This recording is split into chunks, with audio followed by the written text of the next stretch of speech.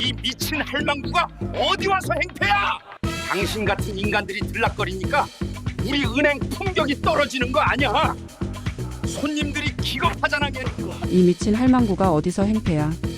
날카롭고 신경질적인 고함이 강남 금성은행의 드높은 로비 전체에 울려 퍼졌습니다. 지점장 구학수가 핏대를 세우며 노인의 멱살을 거칠게 쥐어틀었습니다. 70평생 시장 바닥에서 생선 팔고 나물 팔며 정직하게 살아온 할머니였지만 자기 자식 뻘도 안 되는 놈에게 멱살을 잡힌 건 난생 처음이었습니다. 할머니의 낡은 옷자락이 비명 소리를 내며 쭉 늘어났고 가느다란 목줄기에는 붉은 손자국이 선명하게 새겨졌습니다.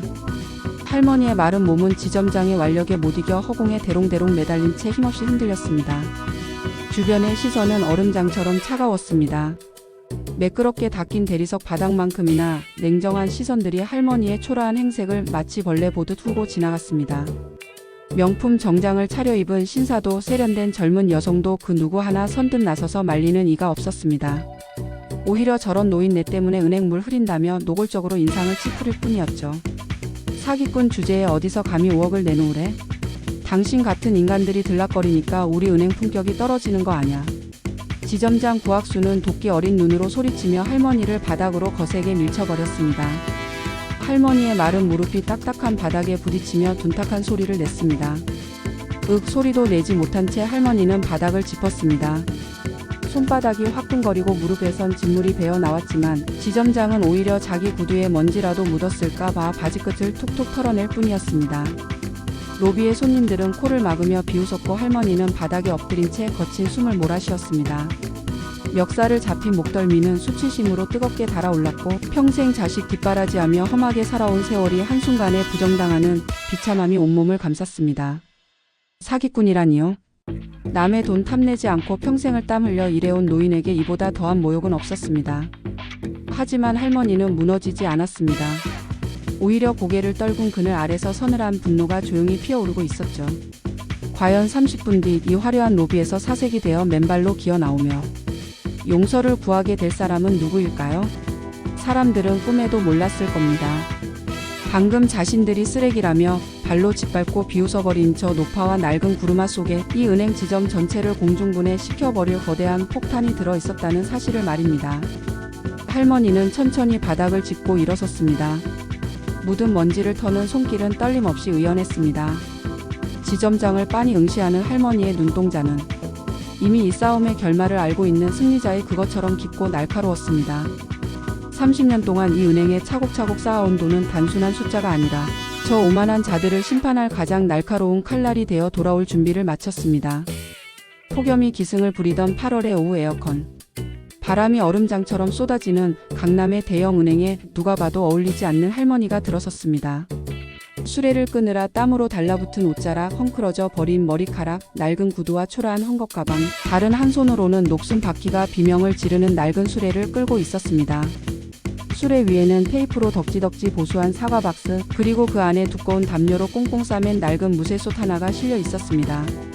할머니가 조심스레 수레를 멈추자 담요 사이로 구수한 사골 육수의 향기가 은근하게 배어 나왔습니다. 어르신, 여기서 사골 장사하세요? 로비의 냄새가 진동하잖아요. 당장 안 나가요? 젊은 청원 경찰이 코를 움켜쥐며 할머니의 앞을 막아섰습니다. 그의 눈에는 할머니가 그저 에어컨 바람이나 쐬러 들어온 노숙자로 보였을 뿐입니다.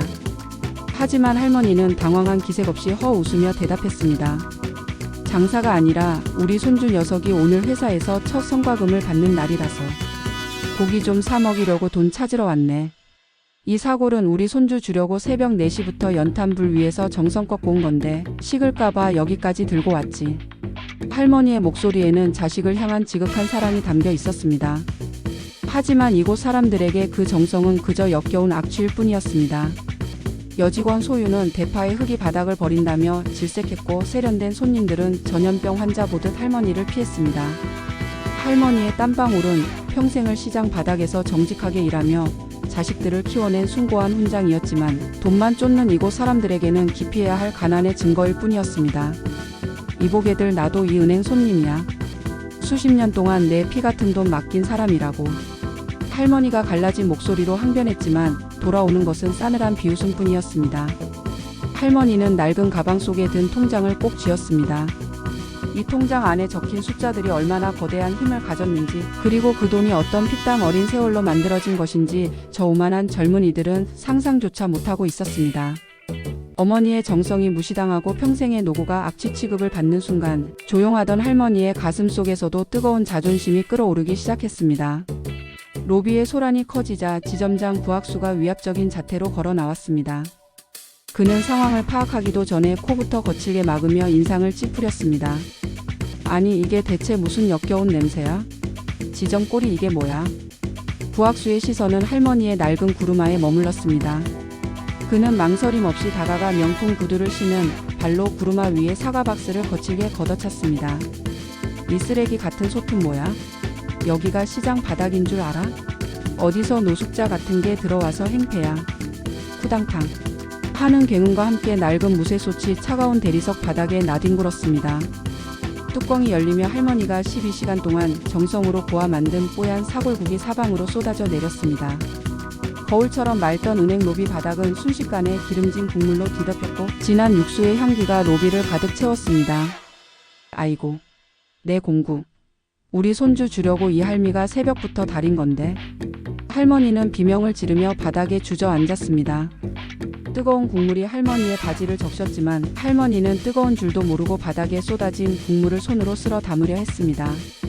아이고 아까워라, 우리 애 먹여야 하는데. 할머니의 거친 손이 대리석 바닥 위를 처절하게 훑었습니다. 그 모습은 마치 자신의 평생을 훑어내는 것 같았습니다. 하지만 지점장은 눈 하나 깜짝하지 않았습니다. 오히려 할머니의 그런 모습이 더럽다며 할머니의 손등을 구두 뒷굽으로 사정없이 짓밟아 버렸습니다. 아! 할머니의 짧은 비명이 로비의 정적을 깼습니다. 더러운 손 안 치워? 어디서 그 구걸하던 손으로 바닥을 더럽혀? 당장 경찰 불러. 감히 여기가 어디라고 와서 구걸질이야? 지점장의 구두 밑창에 짓밟힌 할머니의 손등은 순식간에 시퍼렇게 멍이 들었습니다. 주변의 직원들과 손님들은 냄새나니까 빨리 치워라라며 비수를 꽂았습니다. 할머니는 짓밟힌 손등보다 가슴이 더 아팠습니다. 평생 자식 뒷바라지하며 정직하게 살아온 세월이 저 오만한 사내의 구두 밑에서 갈기갈기 찢겨나가고 할머니는 짓밟힌 손을 움켜쥐고 천천히 일어섰습니다. 바닥에 엎드려 사골국을 쓸어 담던 비참한 노인의 모습은 온데간데 없었습니다. 할머니는 품속에서 구겨진 통장 하나와 액정에 금이 간 낡은 폴더폰을 꺼냈습니다. 그 모습에 지점장 구학수는 배를 잡고 낄낄거리며 비웃음을 멈추지 않았습니다. 뭐야, 그 골동품은? 어디 경찰에 신고라도 하게? 아니면 어디 복지관에 전화해서 일러 바치기라도 할 거야? 옆에 서 있던 창구 직원 소윤과 다른 직원들도 입을 가리고 키득거렸습니다. 강남 한복판에서 폴더폰이라니 그들에게 할머니는 시대에 뒤처진 불쌍한 노인네 그 이상도 이하도 아니었습니다. 하지만 할머니는 그들의 조롱 섞인 웃음소리에도 아랑곳하지 않고 묵묵히 번호를 눌렀습니다. 뚜뚜뚜 연결음이 조용한 로비의 긴장감을 깨고 울려 퍼졌습니다. 김비서 나다. 지금 강남중앙지점인데 여기 지점장이 내 공국을 쓰레기라며 바닥에 다 버리고 내 손까지 밟는구나. 그래, 내 돈 8,000원. 지금 당장 다 빼라. 단 한 푼도 남기지 말고 전부 옆 지점으로 옮겨. 할머니의 낮고 단단한 목소리가 로비에 울려 퍼지자 지점장은 실성한 사람처럼 웃어댔습니다. 8,000원? 어이구 할머니. 치매 약 먹을 시간 지났으면 곱게 집에나 가시지. 8,000억이 무슨 동네 이름인 줄 알아? 그 주변의 손님들조차 저 노인네 진짜 노망났나 바라며 혀를 찼습니다. 하지만 그 비웃음은 정확히 3분 뒤 얼어붙은 정적으로 바뀌었습니다. 지점장실의 모든 전화기가 비명을 지르기 시작한 것입니다. 본사 은행장이 지점장 구학수의 핸드폰으로 직접 전화를 걸어왔습니다. 전화를 받은 구학수의 얼굴이 순식간에 흑빛을 넘어 종이장처럼 하얗게 질려갔습니다. 너 지금 누구 멱살을 잡은 거야? 전국의 국밥 체인 500개를 가진 수복식품 박 회장님을 몰라봐? 그분이 우리 은행에 예치한 자금이 얼마인지 개념이 없어? 당장 무릎 꿇고 빌지 못해. 당장. 수복식품 박 회장. 30년 전 시장 바닥에서 손수레 하나로 시작해 대한민국 국밥업계를 평정하고 재계에서 전설로 통하는 큰손. 그녀가 바로 눈앞에 누런 난닝구를 입은 할머니라는 사실이 밝혀지는 순간이었습니다. 창구 직원 소윤의 손에서 펜이 툭 하고 떨어졌습니다. 8천억 원. 그 숫자가 머릿속을 강타하자 다리에 힘이 풀려 주저앉았습니다. 이제 갑과 을의 위치는 완전히 뒤바뀌어 있었습니다. 은행 자동문이 부서질 듯 열리며 검은 세단 대열이 입구에 급제동했습니다. 정장 차림의 수행원들이 로비로 쏟아져 들어와 할머니 앞에 일제히 허리를 숙였습니다. 회장님, 늦어서 죄송합니다. 그 우렁찬 목소리가 로비를 울리자 지점장 구학수는 그 자리에서 고꾸라지듯 무릎을 꿇었습니다.